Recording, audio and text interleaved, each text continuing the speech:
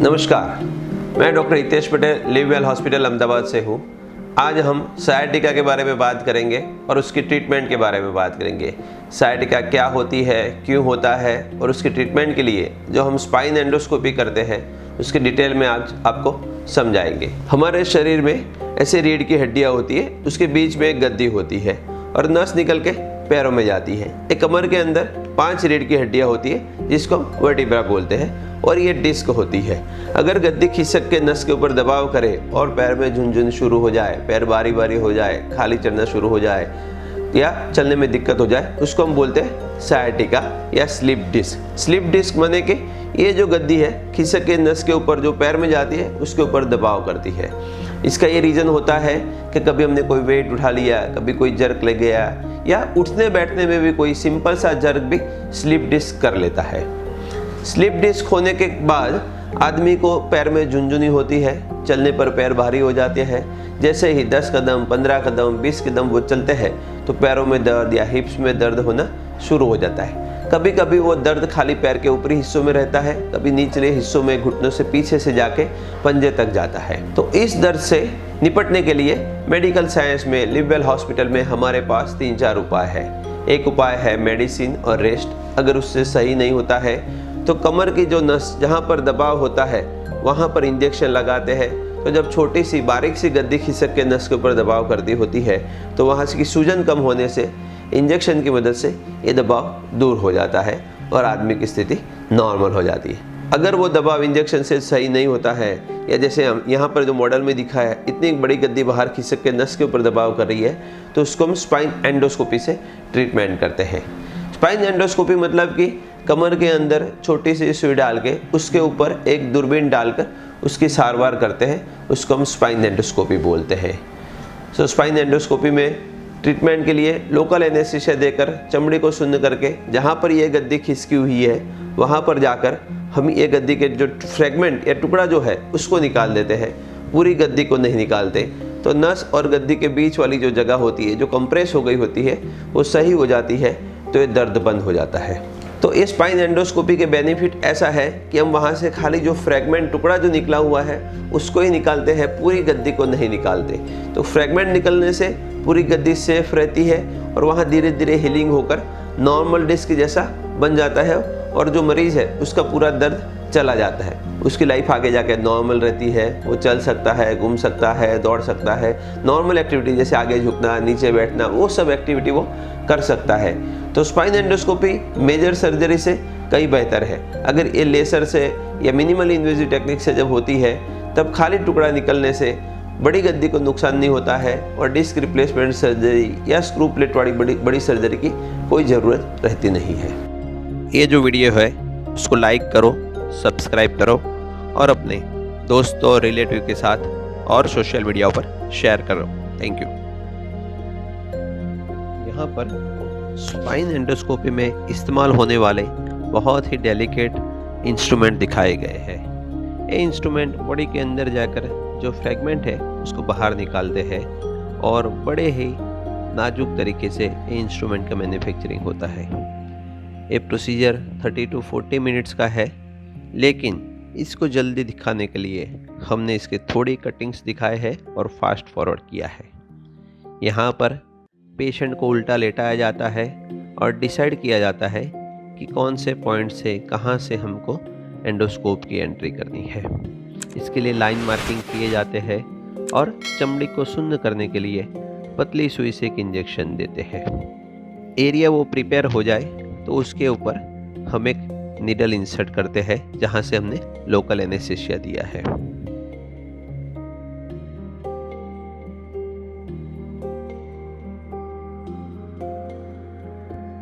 Needle insertion local anaesthesia में होता है।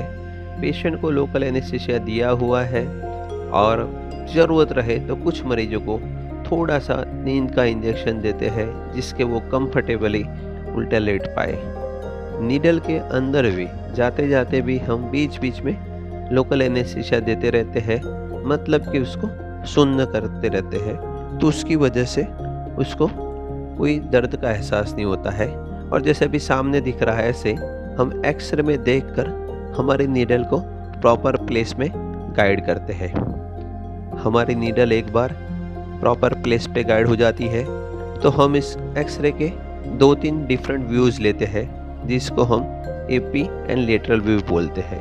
तो ये मशीन जाता है और वो डिसाइड करता है कि मतलब हमारी नीडल जो है वो प्रॉपर प्लेस के ऊपर रखी हुई है। और उसके बाद में हम गाइड वायर इंसर्ट करते हैं। गाइड वायर के ऊपर एक डायलेटर इंसर्ट कर देते हैं और डायलेटर डिस्क तक जाता है और वो हमारा जो डायलेटर है वो प्रॉपर प्लेस में हो जाता है। उसके बाद हम उसको निकालते हैं और उसके ऊपर धीरे से हैमरिंग करते हैं, जिससे वो धीरे धीरे मिलीमीटर बाय मिलीमीटर अपनी जगह पर सेट हो जाता है। अंदर भी हमने लोकल एनेस्थीसिया दिया है तो मरीज को कोई दर्द नहीं होता है।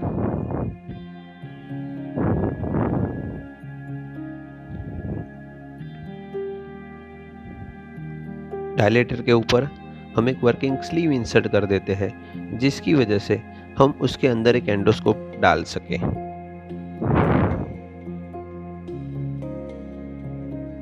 ये जो आप हैमरिंग देख रहे हैं वो पूरा पेनलेस रहता है। कभी देखने में ऐसा लगता है इससे दर्द हो सकता है, लेकिन इसमें मरीज को कोई दर्द का एहसास नहीं होता है। हमारा ये जो स्कोप है हमने प्रिपेयर कर दिया है स्कोप, इसको हमने कैमरा से अटैच किया है। तो जब हम स्कोप बॉडी के अंदर स्पाइन के आजू बाजू डालेंगे, जहाँ पर डिस्क फ्रैगमेंट है वहाँ पर डालेंगे, डिस्क जहाँ पर खिसकी हुई है वहाँ तक डालेंगे, तो हमको सामने मॉनिटर में एक लाइव पिक्चर मिलेगा। उसको हमको सब देखने मिल जाएगा कि डिस्क कहाँ पर है, उसका जो टुकड़ा है वो कैसा है और वो कैसे मतलब वहाँ पे है। तो उसको हम ये छोटे से फोर्सेप्स की मदद से पकड़कर उसको बाहर निकालेंगे। बात करने में जितना सरल है इतना ही ये काम करने में भी हम इसको सरल बना के रखा है। तो जो फ्रैगमेंट है उसके छोटे छोटे टुकड़े करके उसको बाहर निकाला जाता है, जिसकी वजह से वो पूरा फ्रैगमेंट थोड़ी मिनटों के अंदर बाहर निकल जाता है। कभी इसको ज़रूरत पड़े तो हम पहले से ही एक कलर डालते हैं उसके अंदर, जिसके वो थोड़ा ब्लू या ग्रीन दिखने लगता है। तो दवाइयों की मदद से हम उसको आइडेंटिफाई कर सकते हैं। ये जो टुकड़े हैं छोटे, उसको हम एक बाउल में इकट्ठा करते हैं, जिससे कभी ज़रूरत हो तो लैब टेस्ट या पैथोलॉजिकल टेस्ट के अंदर भेजा जाए। ये जो पूरा कैमरा सिस्टम ये है, ये बड़ा हाई डेफिनेशन सिस्टम है। तो इसकी मदद से जो हमारा व्यू आता है वो परफेक्ट व्यू आता है और एक्सपीरियंस के हिसाब से हम उसके टुकड़े को निकाल सकते हैं। अंदर अगर कहीं कट करना है, कहीं पर उसको ब्लीडिंग को बंद करना है, तो उसके लिए हम ये रेडियो फ्रीक्वेंसी कॉटरी यूज़ करते हैं। तो ये जो अपना जो फ्रैगमेंट है वो बंद हो जाता है या वो कट हो जाता है।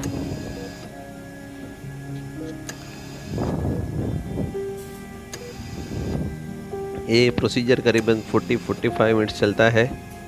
इसके दौरान ये जो मरीज़ है उसको ज़्यादा कोई पेन नहीं होता है, वो अपने बात कर सकता है, पैर हिला सकता है, ऐसे कर सकता है अगर ज़रूरत रहती है। तो यहाँ पर जो है वो डिस्क के टुकड़े हमने इकट्ठे किए हैं। तो ये जो बाउल के अंदर है ब्लू या वाइट दिख रहा है वो अपना गद्दी का टुकड़ा है, उसको हमने बाहर निकाल दिया है।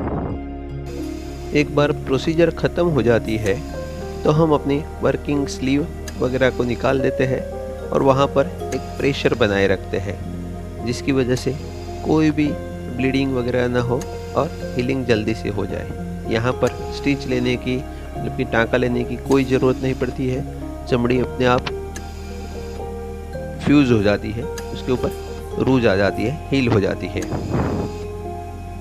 ये प्रोसीजर के बाद हम यहाँ पर एक छोटा सा ड्रेसिंग लगा देते हैं।